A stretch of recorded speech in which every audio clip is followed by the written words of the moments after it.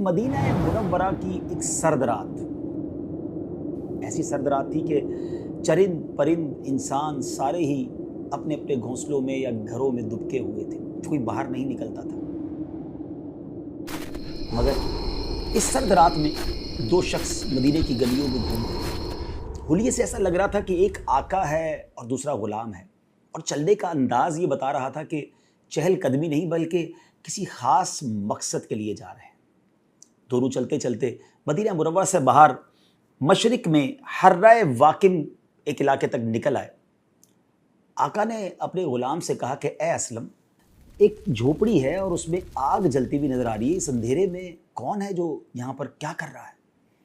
दोनों उस खेमे के पास पहुँचे तो देखा कि कोई खातून है, अपने नन्हे मुन्ने बच्चों के साथ मुकीम है और चूल्हे पर एक हंडिया चढ़ा रखी है जिसमें वो कुछ पका रही है, और बच्चे उसके साथ मुसलसल बैठे हुए रो रहे हैं, यानी उन्हें बहुत भूख सता रही है।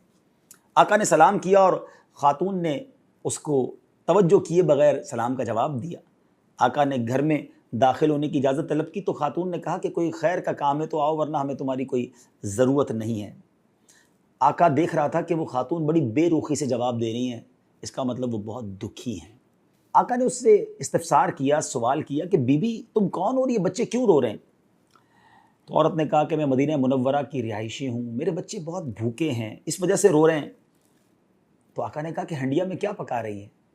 तो कहा हंडिया में कुछ नहीं है, पानी है, मैं बस इसमें चम्मच हिला रही हूँ ताकि बच्चे भूख के मारे जो रो रहे हैं आखिर इंतज़ार में सो जाएं।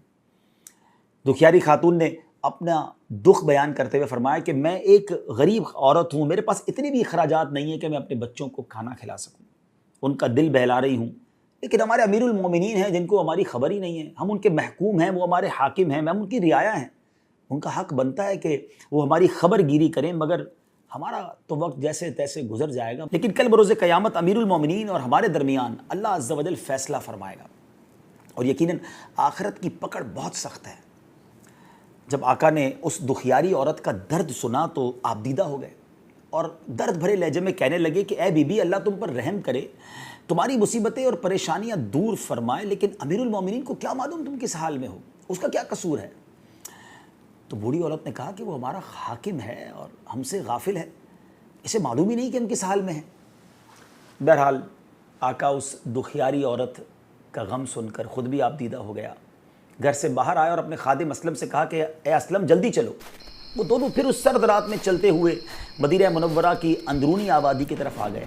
आका बहुत गहरी सोच में था, क्योंकि जो औरत ने हालत ज़ार बयान की थी वो उसकी आप बीती सुनकर उसके दिल पर बड़ा बोझ था।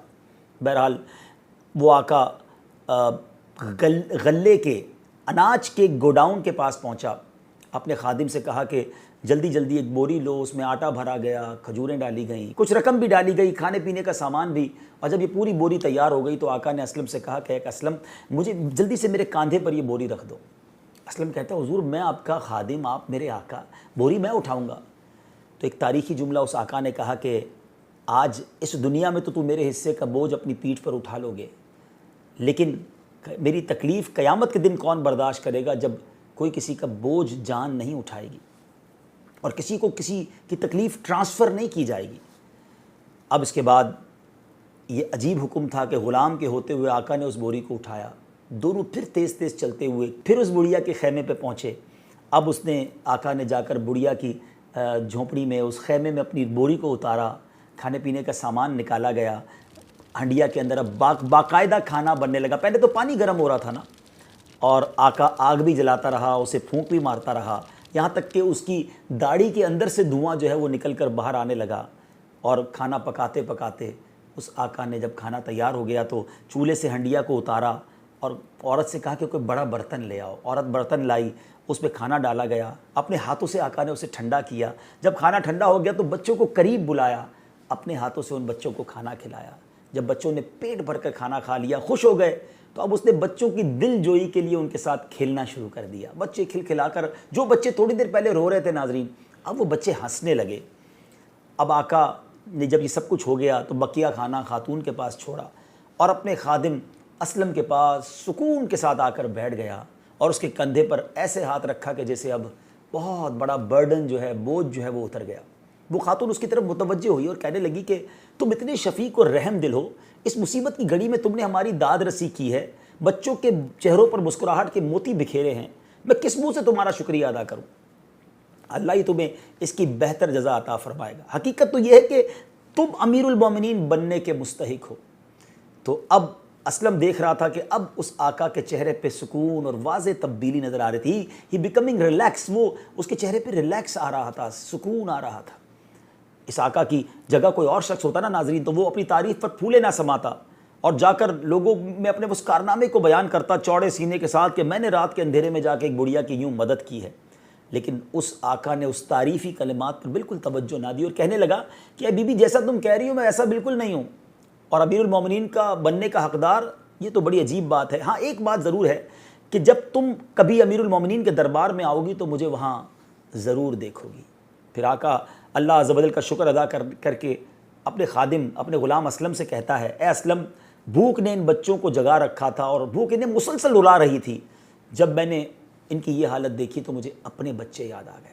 میں نے اپنے دل میں تہیہ کر لیا، پکا پرامس کر لیا تھا کہ جب تک ان بچوں کی بھوک کو ختم نہیں کروں گا، ان روتے چہروں پر مسکراہٹ نہیں لاؤں گا، میں جب تک چین سے نہیں بیٹھوں گا اور نہ ہی واپس اپنے گھر جاؤں گا۔ اور اللہ کا شکر ہے کہ میں اپنے مقصد میں کامیاب ہو گیا۔ ناظرین، یہ آقا اور یہ غلام پھر مدینے کی گلیوں سے ہوتے ہوئے اپنے گھر واپس آ گئے۔ اب ہو سکتا ہے ایک سوال سب ناظرین کے ذہن میں ہو کہ یہ آقا تھا کون کہ جو اپنے اور غلام کے درمیان امتیاز نہیں رکھتا تھا؟ وہ کون تھا کہ جس کے دل میں پیارے آقا کی دکھیاری امت کا جذبہ کوٹ کوٹ کر بھرا ہوا تھا؟ وہ آقا کون تھا جس نے رات گئے ایک غریب و نادار عورت کے خیمے میں جا کر بچوں کے لیے کھانا بنایا؟ ایسا آقا کوئی اور نہیں، ہم سب کے آقا سیدی فاروق اعظم رضی اللہ تعالیٰ عنہ تھے۔ جی ناظرین، یہ وہی ہستی ہیں جن کے بارے میں میرے آقا فرماتے ہیں کہ اگر میرے بعد کوئی نبی ہوتا تو وہ عمر ہوتا۔ حضرت عمر جو آدھی دنیا پر حکومت کرتے تھے، مگر احساس ذمہ داری کا حال یہ تھا کہ مدینے کے باہر ایک خیمے میں ایک بوڑھی عورت بھوکی ہے اور اس کے بچے بھوکے ہیں، آپ بے چین ہو جاتے ہیں اور اپنے ہاتھ سے سارے کام کرتے ہیں۔ یہ سارے کام کرنے کے بعد بھی اپنا تعارف نہیں کرواتے، احسان نہیں جتاتے۔